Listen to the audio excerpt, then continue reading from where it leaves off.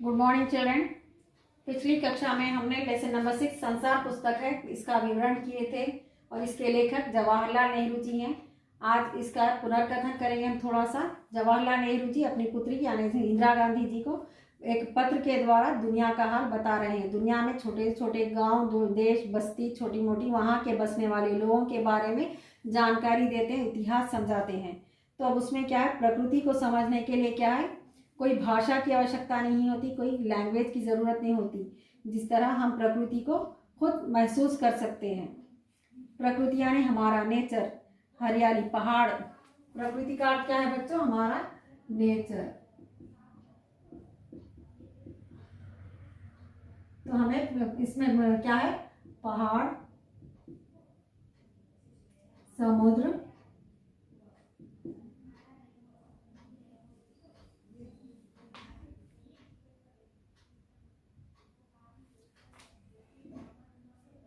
हरियाली,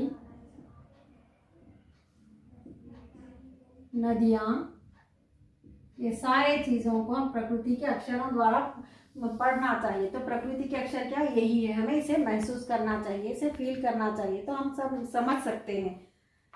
तो यहाँ पे क्या है बच्चों, अभी जवाहरलाल जी क्या कह रहे हैं, शायद अब तुम भी उतना थोड़ा थोड़ा पढ़ना जानती हो। अब तुम कोई छोटा सा गोल चमकीला रोड़ा देखती हो। गोल चमकीला रोड़ा यानी ईंट या पत्थर का छोटा सा टुकड़ा, ईंट या पत्थर का छोटा सा टुकड़ा, छोटा सा एक पीस है।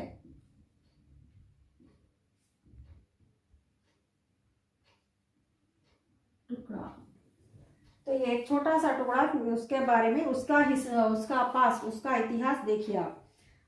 गोल चमकीला रोड़ा देखती हो तो क्या वह तुम्हें कुछ नहीं बतलाता? तो रोड़ा यानी एक टुकड़े को, एक पीस को देखिए, हमें ये महसूस करना चाहिए कैसे गोल, चिकना और चमकीला हो गया। कैसे गोल, चिकना, चमकीला होगा, तो क्या वह तुम्हें नहीं बतलाता? उसके खुरदुरे किनारे या कोने क्या हुए?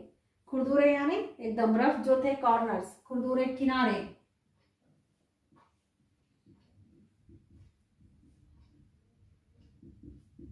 यानी रफ कॉर्नर्स।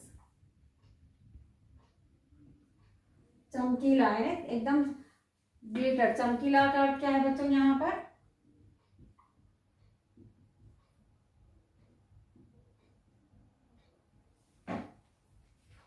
तो यहाँ पर देखिए, एक रोड़ा यानी ईंट या पत्थर का एक छोटा सा टुकड़ा, जो एक छोटा सा पीस है, गोल और चमकीला कैसे हो, यानी पानी में, समुद्र के से बहते हुए, छोटे छोटे नदियों में, तालाबों में बहते हो, एकदम गोल होगा, शेप में गोल आ गया। और खुरदुरापन यानी उसका हार्ड, उसका रफ, जो कॉर्नर्स थे, जो किनारे थे, वो सब चले गए, एकदम चमकीला होगा, एकदम सॉफ्ट होगा वो। तो यह उसका इतिहास है, यह उसका पास्ट है। एक छोटे से पीस का, यहाँ पे एक छोटे से टुकड़े का, यहाँ पर उसका इतिहास हम समझ सकते हैं कि ये कैसे गोल हुआ और कैसे चिकना और कितना चमकीला होगा। तो इस तरह हम देखकर समझकर हम पहचान सकते हैं। इसके लिए सिर्फ पुस्तक पढ़ना जरूरी नहीं है, तो लिखी हुई पुस्तकें, लिखे हुए इतिहास को पढ़कर हमें समझने की आवश्यकता नहीं है। यहाँ पर हम ऐसे चीज़ों को देखकर हम इसे महसूस कर सकते हैं। इसमें इसीलिए कहा गया है कि संसार रूपी पुस्तक को पढ़ना चाहिए। एक समय जिसे शायद बहुत दिन गुजरे हों, वह भी एक चट्टान का टुकड़ा था। ठीक उसी टुकड़े की तरह उसे किनारे और कोने थे, जिसमें तुम बड़ी चट्टान से तोड़ती हो या पहाड़ के दामन में पड़ा रहा। तब पानी आया और उसे बहाकर छोटी घाटी तक ले गया। वहां से एक पहाड़ी नाले में ढकेलकर उसे छोटे से दरिया में पहुंचा दिया। छोटे से दरिया से वह बड़े दरिया में।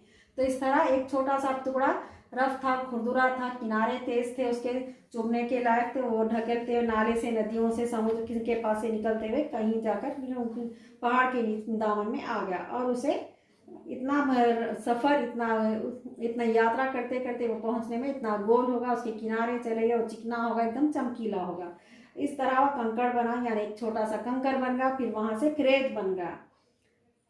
और तुम्हारे सामने किसी वजह से दरिया उसे छोड़ दिया और तुम उसे पा गई। अगर दरिया उसे और आगे ले जाता तो वह छोटा होते होते अंत में बालू का एक जर्रा यानी एक रेत बन जाता और समुद्र के किनारे अपने भाइयों से जा मिलता है। समुद्र के किनारे पानी में रेत से घर बनाते हैं, कई चीज़ें बनाते हैं, वहाँ खेलते हैं, तो वो रेत भी बन जाता, जहाँ एक सुंदर बालू का किनारा बन जाता जिस पर छोटे छोटे बच्चे खेलते और बालू के घरौंदे बनाते हैं, घर बनाते हैं। अगर एक छोटा सा रोड़ा तुम्हें इतनी बातें बता सकता है, एक छोटा सा टुकड़ा ईंट या पत्थर का हमें इतनी सारी उसकी हिस्ट्री यानी उसका इतिहास बता सकता है, तो पहाड़ों और दूसरी चीज़ों से हम हमारे चारों तरफ यानी हमारे 4 डायरेक्शंस, चारों दिशाओं में, चारों दिशाएं यानी हमारे 4 डायरेक्शंस,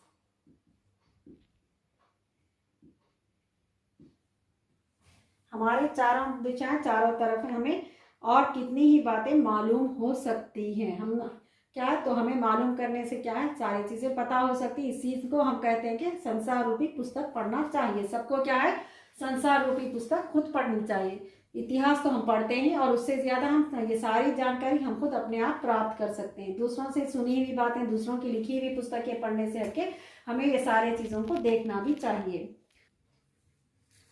हाँ तो बच्चों, ये जवाहरलाल नेहरू जी का ये क्या है, जो पाठ है इसे अनुवाद किया गया अंग्रेजी में यानी इंग्लिश में था, इसको ट्रांसलेट किया गया है ये प्रेमचंद के द्वारा। तो अब यहाँ पर देखिए, यहाँ पे इनका चित्र देखिए आप जवाहरलाल नेहरू जी का। तो यहाँ पर ये पाठ समाप्त हो गया।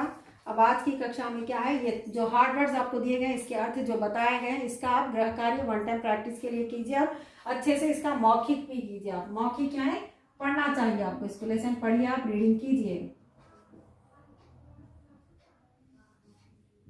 तो आज की कक्षा यही समाप्त होती है। धन्यवाद।